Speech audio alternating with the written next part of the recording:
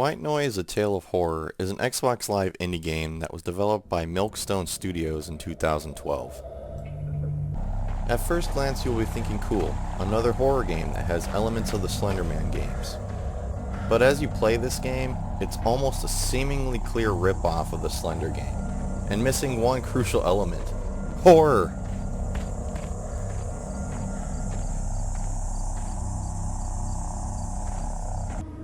White Noise in its game description says, a pure horror experience in your Xbox.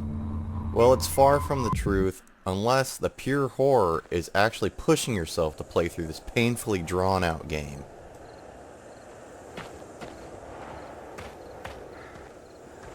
The plot of the game is you work for a paranormal magazine, and stories have caught your attention of strange disappearances near a plot of land in France. You and a coworker go to investigate this area, and while you, the playable character, sit in your hotel room, your coworker goes out to the place where people have been vanishing to set up tape recorders, and doesn't return. So of course, you go out to look for him.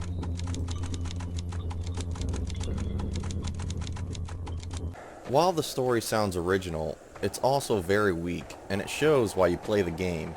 You could care less about your character, and even worse, as you boringly explore to find tape recorders, there's a very annoying soundtrack that loops a clock tower sound over and over again.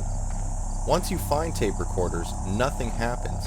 You don't get to hear what's on them, and you don't find out any details about what happened to your coworker. You just keep on your merry way, while what looks like a giant sperm monster stalks you, and of course, the character doesn't seem fazed by this whatsoever.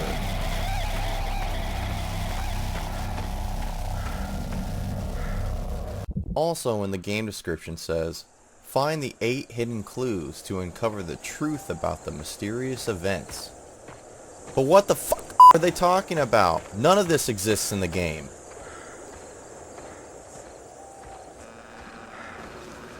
What's that you got on your face?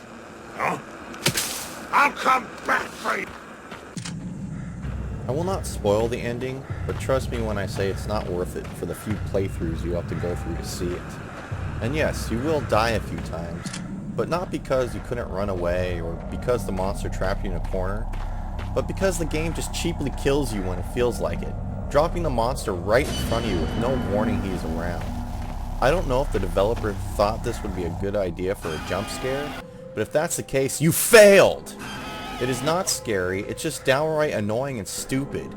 You could be on your last tape recorder and bam, dead for no apparent reason.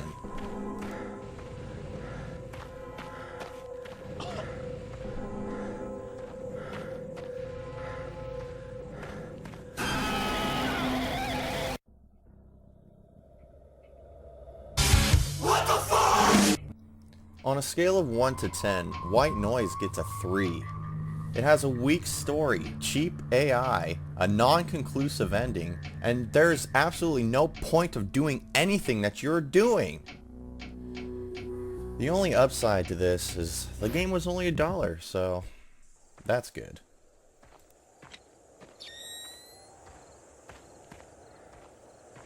Now if it seems like I'm being harsh on an indie game, think again. Just because it's an indie game, should we not hold standards for a game to be enjoyable to play and own? This game had nothing I could pick out to be enjoyable or new. All in all, it felt like a game that was trying to ride the coattails of the Slender game for a quick buck. And that's just a shitty thing to do, especially when the description makes the game sound to be completely different than the experience the product really is. Keep that in mind if you're an indie game developer, please. What kind of bullshit ending is that?